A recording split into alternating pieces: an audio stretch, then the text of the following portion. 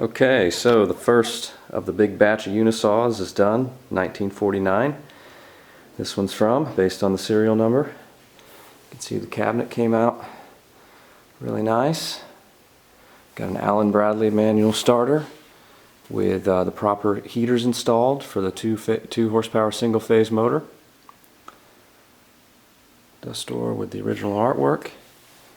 Tabletop, nice and clean. Made a zero clearance insert out of some plywood.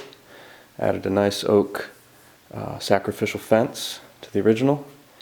And here you can see the old red Saturn knob. And then this was missing a spring. I happened to have a spring in my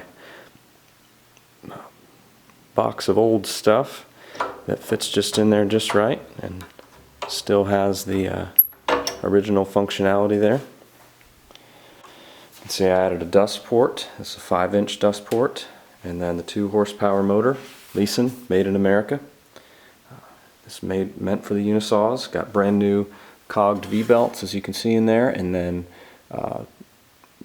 disassembled the arbor, added new bearings. Everything spins very smooth.